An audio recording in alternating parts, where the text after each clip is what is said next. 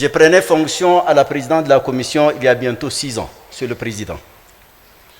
6 jours après ma prise de fonction, je me suis rendu au Soudan du Sud, à Djouba. Et après Djouba, je suis parti en province, dans un district qu'on appelle Ganiel, où la guerre a fait rage. J'ai rencontré ces jours une trentaine de femmes. Certaines ont perdu leurs époux, leurs enfants. Certaines ont été brutalisées, violées. Ce qui m'a profondément choqué et même surpris, c'est que ces femmes n'arrivent même plus à pleurer. Elles n'ont plus de larmes. Une femme qui vous raconte des sévices de ces genres et qui n'arrive même pas à couler une larme, ce qui veut dire que leurs larmes peut-être ont tari et peut-être le choc a fait qu'elles ne sécrètent plus de larmes. Je vous assure que c'est l'une des images la plus terrible qui m'a moi-même personnellement traumatisé. Et je disais à Bineta, et je disais à Madame Diop Bineta, qui a émis le vœu de partir, je lui dis tu restes. J'ai constaté ce qu'elle a fait et je lui ai dit nous avons un défi énorme. Il faut que l'on travaille ensemble pour faire prendre conscience à notre continent et surtout aux hommes d'arrêter cette humiliante façon de faire.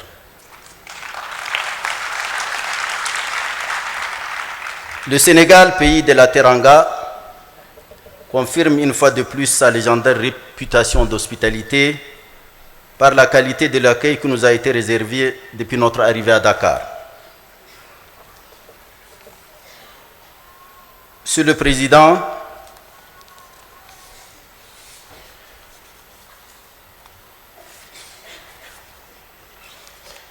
je voudrais vous remercier, vous personnellement. Ce fut pour moi un réel plaisir, ça l'est toujours, de travailler à vos côtés pour défendre les intérêts du continent africain.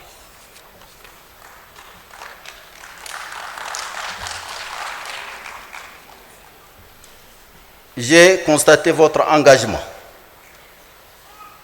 pour les causes africaines, et notamment sur celle-là qui nous concerne aujourd'hui.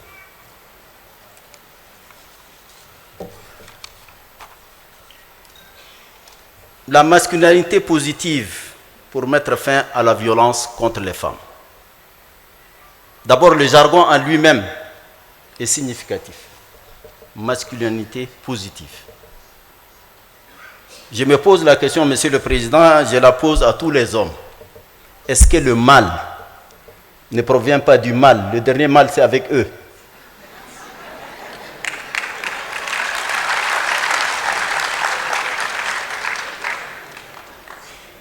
Recevez, Excellence, Monsieur le Président, chers frères, ainsi que votre gouvernement et le peuple du Sénégal, nos sincères remerciements d'avoir abrité cette conférence et de nous donner l'opportunité de discuter d'un sujet déterminant pour la marche et le progrès de notre continent. Progrès social, progrès économique, progrès politique et institutionnel. La situation de la femme africaine reste encore préoccupante.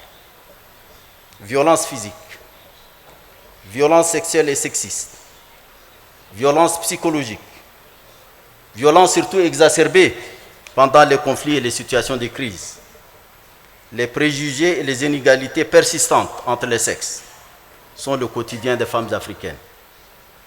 Mais rien ne le justifie. Les traditions et les religions sont souvent évoquées pour justifier ces dérives, ce qui est totalement faux. Les représentants vous l'ont dit. Au contraire, les unes et les autres ont toujours accordé une grande considération pour les femmes au regard du rôle central qu'elles jouent dans toutes les sociétés, surtout dans les sociétés africaines. Le projet africaniste moderne symbolisée aujourd'hui par l'agenda 2063, les place là où elles devraient être, au cœur de notre être continental. Les femmes sont les piliers de la famille, autant que l'indispensable seconde dimension de notre humanité. Il nous faut aller au-delà des stéréotypes. Posons-nous la question, qu'est-ce qui justifie l'injustice faite à la femme africaine? Est-ce une mauvaise interprétation des valeurs traditionnelles et des préceptes religieux? Certainement. Ou est-ce la rançon d'une modernité biaisée et lacunaire? En vérité, il y a un peu de tout cela, et peut-être d'autres considérations inavouées. C'est celle, je le disais, de la dominance du mal, j'ose le dire. La toute première conférence des hommes sur la masculinité positive dans le leadership pour mettre fin à la violence contre les femmes et les filles s'est tenue à Kinshasa il y a 1 an. Et c'est ainsi que le président Félix Tshisekedi avait été désigné champion de l'Union africaine sur la question. Permettez-moi de lui exprimer toute notre reconnaissance. Nous nous retrouvons aujourd'hui à Dakar pour faire avancer les actions et promouvoir une masculinité positive pour mettre fin à la violence contre les femmes et les filles. Cette deuxième conférence ambitionne de faire le point sur les différentes actions entreprises et d'évaluer les progrès réalisés dans la mise en œuvre des engagements. C'était vous de le dire, chers sœurs, est-ce que nous avons réellement avancé? Est-ce que nous sommes allés au-delà des slogans? Parce que c'est une question qui ne peut pas se régler par des slogans, c'est par des actions au quotidien. Je sais par ailleurs que la campagne de 16 jours d'activisme porte cette année sur le thème « Unissons-nous », l'activisme pour mettre fin à la violence contre les femmes et les filles. Ce thème est une invitation à une conjonction des efforts pour réduire singulièrement les déséquilibres structurels qui caractérisent les relations entre les femmes et les hommes. Vos sœurs du Congo-Brazzaville ont l'habitude de dire « seule la lutte libère ». Il est de votre devoir de lutter pour votre liberté.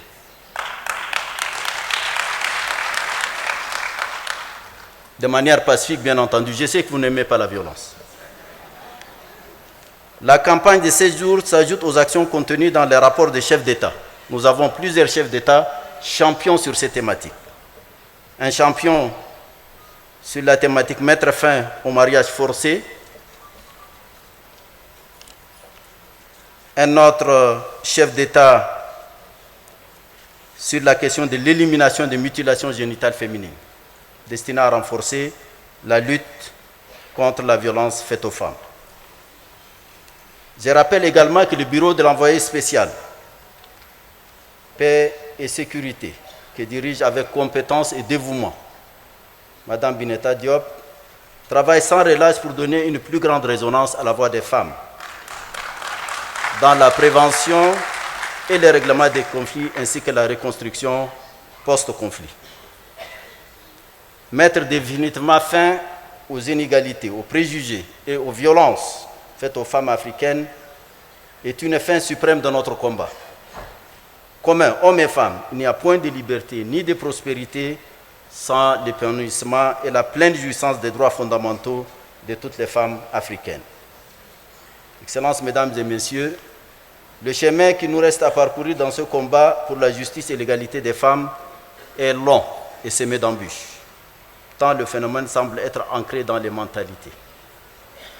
La violence contre les femmes reste la violation des droits de l'homme la plus répandue et la plus omniprésente dans le monde, touchant plus d'une femme sur 3 selon les estimations.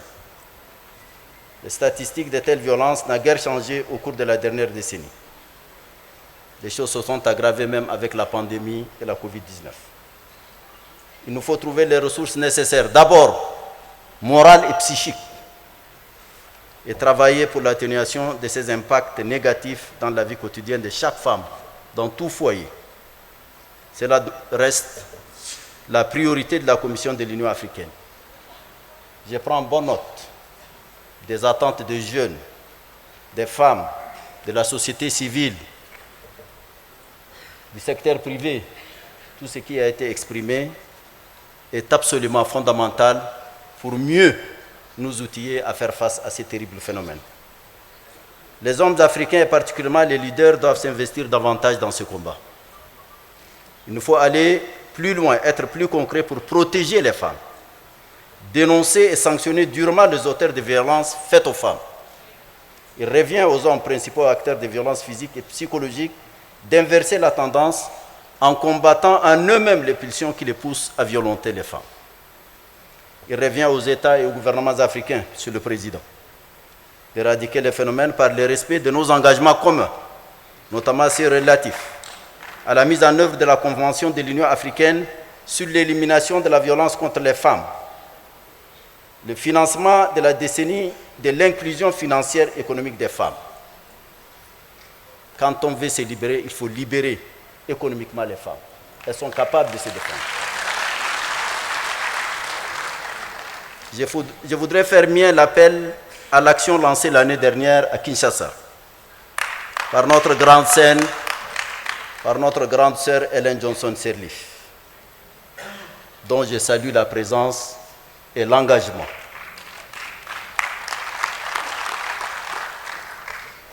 Mesdames, Messieurs, faisons du Sénégal, cette terre africaine d'enracinement africaniste et de modernité résolue, le serment de ne pas lésiner sur le moyen de mettre fin à la violence faite à la femme africaine.